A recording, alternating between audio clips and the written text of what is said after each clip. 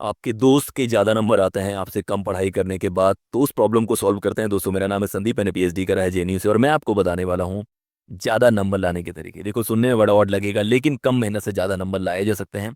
मेरे कुछ दोस्त हैं जो बहुत कम पढ़ते हैं और बहुत अच्छा स्कोर करते हैं। कुछ दोस्त हैं जो बहुत पढ़ते हैं और बहुत कम स्कोर करते हैं।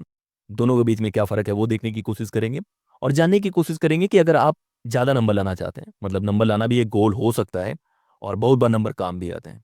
तो अब ध्यान से सुनने की कोशिश करो कि हार्ड वर्क और स्मार्ट वर्क में क्या फ़र्क होता है। ज़्यादा अच्छा स्कोर करना बहुत बार ज़्यादा नॉलेज का प्रतीक होता ही है, लेकिन उसके बियॉन्ड भी अगर आप देखने की कोशिश करें, तो ज़्यादा स्कोर करना बहुत बार स्ट्रैटेजिक होता है, मतलब आप कैसे प्लान करते हैं चीज़ों को। तो पहला काम आपको करना है माइंडसेट के बारे में।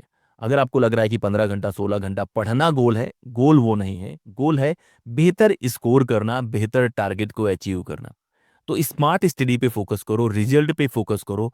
बहुत बार जो लोग आपको देख रहे हैं उन पे फोकस मत करो। मैं बहुत सारे बच्चों को देखता हूँ, वो लोग क्या करते हैं, उनको लगता है कि 20 घंटा, 15 घंटा पढ़ना, 4 घंटे सोना, ये गोल है। गोल वो नहीं है। गोल है एक एग्जाम निकालना जो आपने टारगेट करा है। गोल किसी एग्जाम में ज़्यादा स्कोर करना है।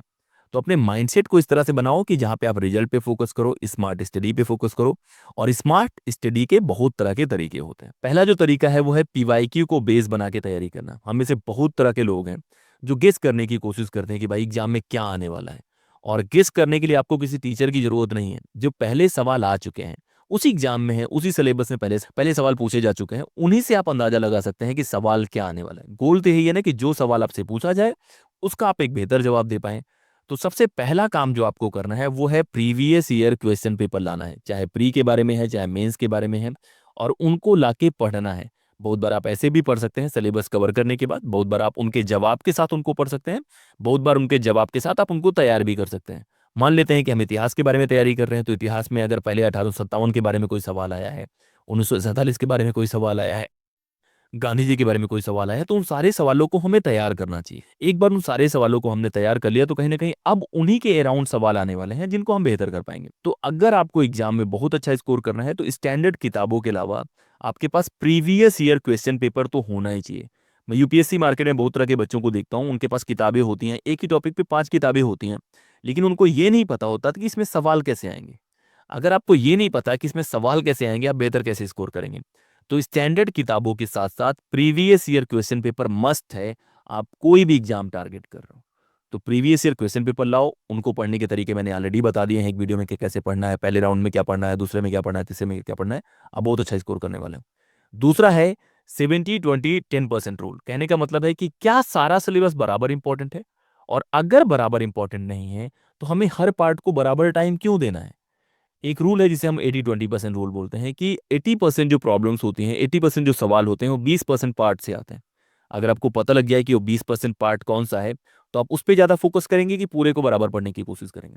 मैं देखता हूँ कि जो लोग बच्चे इंडियन पॉलिटी पढ़ते हैं, यूपीएससी की तैयारी करते हैं, कोई भी तैयारी करते हैं, वो लोग क्या करते हैं, सब टॉपिक को बराबर मेहनत से पढ़ते हैं। नहीं यार, सब टॉपिक को बराबर मेहनत से नहीं पढ़ना। आपने प्रीवियस ईयर क्वेश्चन पेपर पढ़ लिया, आपको पता लग गया है कि कौन-सा पार्ट ज़्यादा इंपॉर्टेंट है। तो जो पार्ट ज़्यादा इंपॉर्टेंट है, वहाँ ज़्यादा फोकस करना है। आपको 70% टाइम उन पार्ट्स में देना है जो बहुत इंपॉर्टेंट है। 20% उन पार्ट्स को देना है जो एवरेज इंपॉर्टेंट है कि यार वहाँ से आ भी सकता है, और फिर 10% जो टाइम है वो उन कामों को देना है जो आपको लग रहा है कि ठीक है सिलेबस में है लेकिन उतना इंपॉर्टेंट नहीं है। और ये अगर आप अपनाते हैं तो आप बहुत अच्छा कर पाएँगे। तो 70-20-10% रूल जो है कि 70% टाइम देना है सबसे इंपॉर्टेंट पार्ट को, 20% देना है जो एवरेज पार्ट है, 10% देना है जो उससे कम पार्ट है। अब तीसरा काम जो आपको करना है वो है एग्जाम ओरिएंटेड पढ़ाई। हम में से बहुत सारे लोग होते हैं जिनका लगता है यार कि नॉलेज लेना गोल है, एग्जाम में अच्छा स्कोर करना गोल नहीं है, उससे बड़ा गोल है, ये सब चीज़ें होती हैं। देखो, अगर आप किसी एग्जाम की तैयारी कर रहे हो, एग्जाम में स्कोर करना इंपॉर्टेंट है। तो अपने माइंडसेट को बदलो। बहुत बार गोल है अगर, तो हॉबी के तौर पे पढ़ो ना। अगर इतिहास में हॉबी है तो आप जाके कुछ भी पढ़ो। लेकिन अगर आप एग्जाम की तैयारी कर रहे हैं तो गोल है उसमें अच्छा स्कोर करना। तो उस माइंडसेट से आओ, प्रीवियस ईयर क्वेश्चन पेपर लेके आओ, जो 70-20% रूल वाला है वो लगाने की कोशिश करो, उससे पढ़ने की कोशिश करो, और अपने माइंडसेट को इस तरह से बनाओ जहां पे आप ज्यादा स्कोर करना चाहते हैं। Previous year question paper use करके, मॉक टेस्ट यूज करके, टेस्ट यूज करके, जो भी कर करके, लेकिन एग्जाम ओरिएंटेड पढ़ने की कोशिश करो। जैसे एक एग्जांपल के तौर पे मैं बताता हूँ कि आपको 1857 की क्रांति के बारे में एक सवाल पूछा जाना है या 2 सवाल पूछे जाने हैं। अब आप किसी इंसान का नाम उसमें सुने हैं, उसके बारे में एकदम डीप चले जा रहे हैं, जानकारी लेने चले जा रहे हैं, उसकी पूरी जीवनी पढ़ डाल रहे हैं। हो सकता है कि आप नॉलेजेबल बन जाएँ, लेकिन आप एग्जाम में उसका यूज़ नहीं कर पाएँगे तो बहुत काम का नहीं है। जैसे यूपीएससी मेंस में बहुत सारे बच्चे तैयारी करते हैं, वो इतना ज़्यादा पढ़ लेते हैं जिसका 1/10वां हिस्सा भी तैयार नहीं कर पाते या यूज़ नहीं कर पाते एग्जाम में। 2 बच्चे हैं, एक बच्चा वो है जो 50 फैक्ट्स पढ़ता है और जब अपनी कॉपी लिखता है उसमें 40 यूज़ कर पाता है। दूसरा इंसान है जिसने 200 फैक्ट्स पढ़े हैं और जब ज़रूरत पड़ती है उसमें 25 फैक्ट्स यूज़ कर पाता है। इनमें से बेहतर कौन है? तो वो इंसान इनमें से बेहतर है जो 40 यूज़ कर पा रहा है। क्योंकि अंत में जो भी कॉपी चेक करने वाला है उसको 40 चीज़ें पता लग रही हैं। तो आपको एग्ज़ाम ओरिएंटेड माइंडसेट से तैयारी करनी है, आप ज़्यादा बेहतर कर पाएँगे। चौथा काम करना है स्ट्रैटेजिक स्कीमिंग कि आप हर पार्ट को बराबर नहीं पढ़ पाएँगे। हम में से बहुत सारे लोग होते हैं, मैं भी उनमें से हूँ, जो बहुत ज़िद्दी पढ़ाई करते हैं। जैसे मेरा पीएसआई और ऑप्शनल था, मैं पॉलिटिकल साइंस पढ़ता तो मुझे लगता था यार ये भी आना चाहिए, वो भी आना चाहिए। लेकिन बहुत बार आपको कुछ पार्ट्स छोड़ने होते हैं, चाहे वो सीसैट के बारे में बात करें, किसी भी एग्ज़ाम के बारे में बातें करें।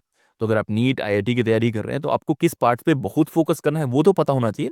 लेकिन कौन से पार्ट हैं जो आपको छोड़ने चाहिए, यार इसमें से 2 सवाल आते हैं, 1 सवाल आता है और हम इसमें उतना टाइम दे रहे हैं, जहाँ से हम 10 सवाल कहीं और से कर पाएँगे। तो ये अपॉर्च्युनिटी कॉस्ट का होता है कॉन्सेप्ट।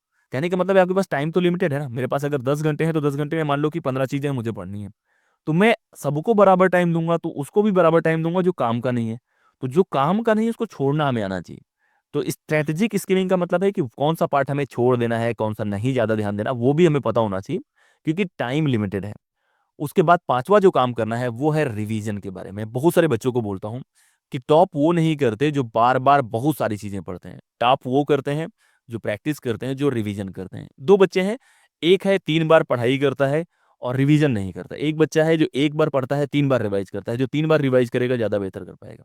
एक इंसान है जो एक किताब को 50 बार पढ़ता है और एक इंसान है जो 10 किताबें उसी टॉपिक पे पढ़-पढ़ के एक बार टच करके छोड़ दे रहा है। वो उतना नहीं कर पाएगा जितना एक इंसान जिसने बार-बार उसी कॉन्सेप्ट को रिवाइज़ करना है।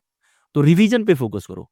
या आप स्पेस्ड रिपिटिशन यूज़ कर सकते हैं, 1 दिन, 3 दिन, 7 दिन ऐसे। आप एक्टिव रिकॉल यूज़ कर सकते हैं, याद करके। ब्लर्टिंग मेथड यूज़ कर सकते हैं, जो भी आपने पढ़ा है उसको लिखने की कोशिश कर सकते हैं।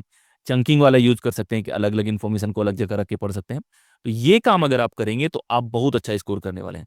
तो ये तो बेसिक बातें हो गई कि आप कैसे ज़्यादा एग्ज़ाम में अच्छा स्कोर कर सकते हैं। उसके साथ-साथ हैंडराइटिंग पे काम करने की कोशिश करो, जहाँ भी सब्जेक्टिव एग्ज़ाम है।